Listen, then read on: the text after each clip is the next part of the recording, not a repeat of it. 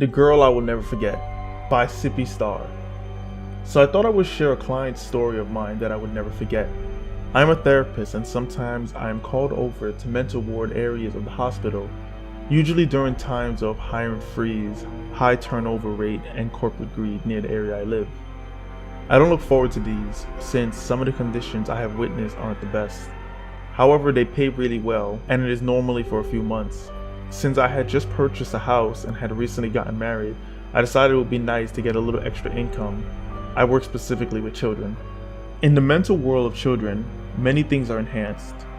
Those of you that have children or work with children most likely know what I'm talking about. An overactive imagination or even exaggeration of an event. It is those very details that got me interested in childhood psychology. Enough about me. I'm going to tell you one of the most disturbing things I have witnessed. I remember the day I first met her. It was raining very hard, and in the part of the country I lived in, it rained a lot. It was nothing new, but this day felt different. I'm not sure how to explain it. Her name was Heather, and she was very pretty. Long brown hair, bright brown eyes, and long eyelashes and high cheekbones.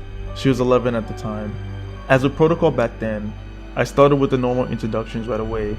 Hi Heather, my name is Rachel, how are you? She spoke normally and made eye contact. I found relief in that. The client before hers refused to look me in the eye. Her voice was very soft and sweet. I am doing great. I am excited for lunch today. It is Monday and on Mondays I get a big chocolate chip cookie. She was very positive. I wrote a few notes down with her being positive and seemed to be over eager for my attention. What do you like to do, Heather? I asked. Her voice beamed with excitement. She seemed to have very much joy in talking about herself. Keep in mind, this wasn't unusual for her age. Oh, I like to watch cartoons and play with marbles. Marbles are the best. I learned from Terry how to play marbles like they did in the old days. I'm surprised she enjoyed marbles. Most girls her age would go on about dolls and drawing. I wrote it down in my notebook. Who is Terry? I asked. Oh, he is my friend. I only get to play with him once a week. He is my age. This went on for some time. Finally, after a normal process of helping her feel comfortable with me, which to be honest wasn't very hard, I finally started with the tough questions. Heather, I began, it is important to know that it is best to get a child's attention by stating their name before a serious question. Do you know why you are here? She looked up at me and her smile faded, her demeanor changed. I even felt her energy change. Yes, she said it so quick as though it was a matter of fact. But she didn't say anything else, so I began again. Can you tell me why you are here? I swallowed hard, knowing what was in their chart. She sighed as though she was hesitant to tell me, but she spoke anyway. Because my brother and I fight all the time, and my mom thinks I am disruptive in class, so they sent me here. She looked frustrated. I could tell she didn't want to be here at this point, but I had to press on. Do you miss your family? Of course. Why do you all ask me the same questions? I just want to know when I can go home. I really miss my dad and my mom, even my brother. She quickly became emotional. I miss my friends too, but I would like to just go home and sleep in my own bed. Heather, what can you tell me about your mom? I swallowed hard again. I hated asking these questions. I could see the emotion on her eyes at how much she missed her mother. Rachel, she began. I held my breath for a moment. I quickly wrote that down. Very articulate at an 11-year-old. My mother may have put me here, but she did it for my own good. I just want to know why she hasn't come visit me yet, or why no one in my family has come to visit me. I didn't think I was that bad. I only spoke out during a class a few times. I could tell she was sad, but I shouldn't have been surprised by her answer, yet I was. I felt this was too much emotion for her. I didn't have the heart to tell her what had happened, so instead I offered some words of kindness, lies, but still kindness. Heather, your family is very busy, but I know they love you very much, and I'm sure if they could, they would come see you. I see that you are thriving here. You even met a friend. Do you like it here? She seemed to calm down at this point and nodded. I guess. I do miss my other friends though. What do you remember about Dad? She looked away towards the window this time. He's fun. He is just always gone all the time. But he did say he would take us all to the beach for my 10th birthday. They have to pick me up before then, right? The timer beeped. A nurse came in to usher her out. She kept looking at me, waiting for my response. I thought about saying nothing, but I decided against my better judgment. I'm sure you will be able to go to the beach. I lied again, but seeing her smile, I knew that in her own little world, she felt normal. On her way out, the little girl turned and looked at me. I still remember those big brown eyes. Rachel, I like you. You are different than the others. Thank you. She was then out the door. I sat back in my chair, picked up her file off my lap, and flipped it open. I added my log, a log that would be repeated for months to come. Client, 11-year-old girl, spunky, positive, I would say yellow personality, very articulate and outgoing. Client has been here for 2 years. She doesn't seem to constant the length of time she has been here, as she believes she is still 9.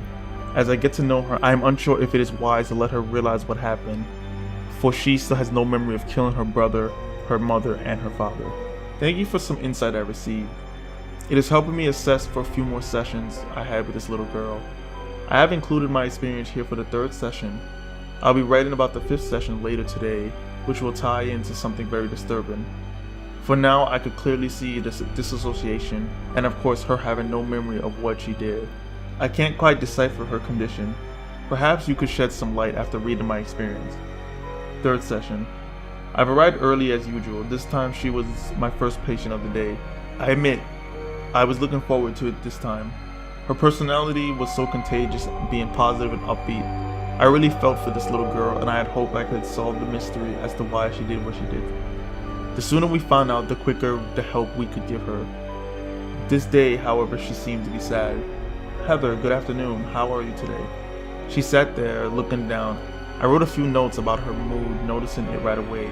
She slowly looked up and spoke. Hi, Rachel. Today is not a good day. She stopped, plain and simple. Why is that? I sounded concerned, and it was real. Sometimes in my field we have to fake it. One can become desensitized to hearing the negative with seeing so much of it. Today is not chocolate chip cookie day, and yeah. I could tell it wasn't just about the cookie. Heather, you could tell me, what is it? I made sure I was making eye contact with her. It usually helps the children feel at ease, knowing you are listening. I could see her hesitation, then suddenly at once her eyes went wide. I could tell she had a big thought come in. If I tell you, you could not write it down. I nodded in agreement, knowing full well that I would write it down later. She continued to speak. You can't just nod. I wonder if she could read my thoughts with my expression. Okay, I promise, I lied. Remember, Rachel, I trust you. Her eyes darted at mine with a slight glare. For a moment, I felt slightly guilty for lying, but then I brushed it off. I was secretly hoping this would be a breakthrough. She seemed satisfied with my agreement, and then continued, "Okay then." She slightly trailed off, then picked it back up. I let Terry borrow my marbles, and he won't give them back. I smiled. In the mind of a little child, things always seemed a little worse than they really were. Heather, I began. I am sorry to hear. That isn't nice at all. Did you tell your nurse? I am sure they can get it back for you. Yes, and she told me too bad. She pouted. I wasn't surprised by the nurse's response though. As I mentioned before, this place wasn't the best. Well, perhaps I could help. I smiled. She smiled back, and just like that, her joy came back. Really? I knew you would, like I said, Rachel. Again, she used my name. You are different. So how are you going to get them back? This all seemed normal. Mundane, I admit, but normal. That is, until she spoke again. And you will punish him, right? I chuckled a little. Heather, it isn't my place to punish him. What he did was wrong, and I will talk to the head nurse to see whose therapist is Terry's. The therapist will then be able to talk to Terry and straighten this out. Heather's eyes dropped. She seemed sad again. But Rachel, okay, writing this down, I am really seeing an issue here with her calling me by name. Only you can help me. My brother stole my marbles once, and he never got punished. I looked at her confused. She actually brought up someone in her family all on her own. I jumped at the opportunity right away. What happened in the case of your brother? I was thinking this could be something. However, it was short-lived, as she replied right away. I told you, nothing. He didn't get in trouble. I never got my marbles back. So you see, Rachel, you need to help me get my marbles back from Terry. The other nurse here don't care, I can tell, but you do. You understand, don't you? I knew what she was trying to do. A manipulation technique. Although her mental age of 9 comes and goes, she for sure was acting 11 at this point. That would be a good sign though. However, I wouldn't let her manipulate me. That is until after much debate. Debating with a child will make the time go by really fast. I was surprised I let it get to that. At this point, I felt I needed to make an exception. Alright, Heather. I stopped short to ensure I had her attention. I would talk to Terry myself and straighten this out.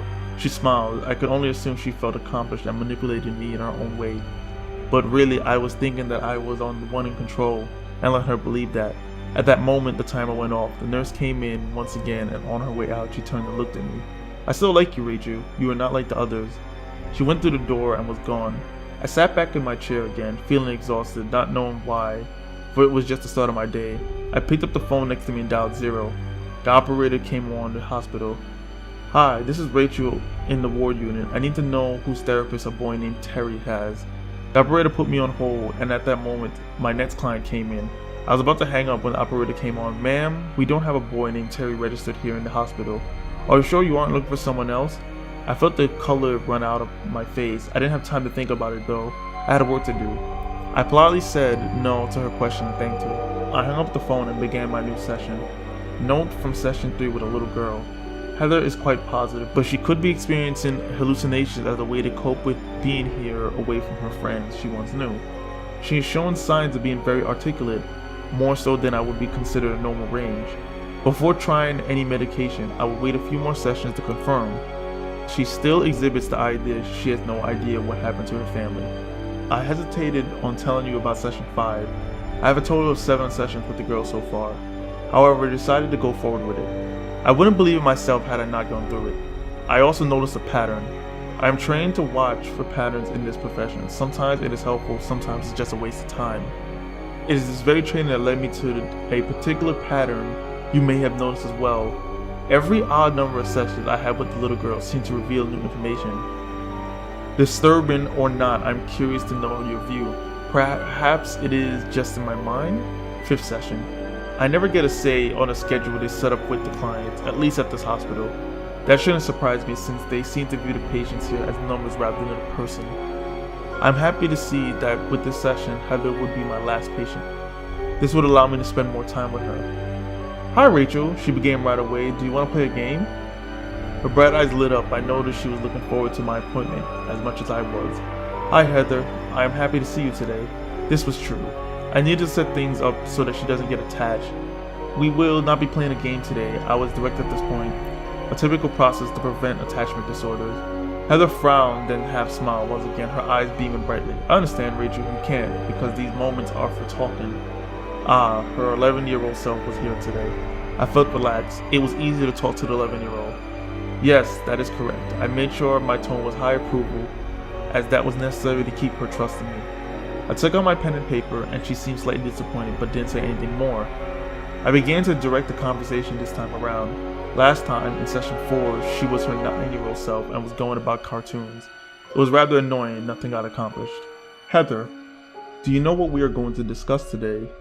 She shook her head no. I continued as I tried not to hold my breath. I was a bit nervous, but I knew I had to bring this up. Terry, I stopped. Dang it. I held my breath and I began watching her every action, even her blinking. She didn't seem surprised, just quiet, as though she was waiting for me to continue. So I remained quiet. I was in charge this time, so I thought. After what seemed like a while, she finally spoke. You didn't keep your promise, Rachel. Her eyes stayed at mine. I remained quiet. I could tell she was expecting a reaction from me. Why did you break your promise, Rachel? She's certainly shown signs of psychopathy. I finally answered her. Heather, I began gently. Remember that I am here to help you. Terry doesn't exist. I ensured to come across as delicate as I could. Her eyes began slightly emotional, then went slightly angry. It was as though she was deciding how to feel. Once again, I didn't say anything. Silence has a tendency to get answers out of others. I was determined to help her come back to reality. Rachel, her voice was sad. I was wrong. You are just like the others. She again waited for me to respond, then continued. Terry was my friend, and he will be once again once he gives me back my marbles. I don't like that you lied to me. Realizing this was going nowhere, and she was set on keeping this up, I decided to do the deal routine. Let's make a deal, okay? I said, her eyes lit up. You mean like a game? She sounded hopeful. No, not a game. I had to make sure she wasn't getting attached. This is the deal. I've already put in a request into the hospital to have someone check on any records of Terry. If Terry is or was here in the last 2 years, then I will try to get your marbles back. She looked at me, a bit surprised. I continued, but If Terry is not found, then you must admit and come to terms that he doesn't exist. It was quiet for a moment. I could tell she was thinking deeply. Do we have a deal? Still quiet when suddenly the door opened. Heather's nurse was here to get her. I didn't even recall the timer going off. I looked at the little girl as she stood up. She began to walk out. I was thinking I wasn't going to get an answer when she suddenly turned and looked over her shoulders. Okay, Rachel, I like you again. I knew I was right, that you are different. We have a deal. She then walked out. I sat back in my chair, relaxed a bit better this time. I knew I was on the right path of helping her. A noise went off from my laptop. I had an email. It was from Beatrice, the lady I had asked to investigate for me about Terry. This is the email she sent me. Rachel, I have looked through the records for the past 2 years for any Terry that was a boy between 8 and 12 that may have come through. The only Terry I found was an older gentleman. He died of a heart attack about a year ago. However, with the new system that was just implemented, it let me go back through all the cataloged years. I decided to try that just in case something we missed. I do not know if it was relevant, but I came across a file of a boy in 1938 who was 8 years old at the time. He was admitted to the hospital back when the place wasn't organized. Perhaps your patient saw an old photo of him. I surprisingly was able to find his file in one of the storage units of the basement.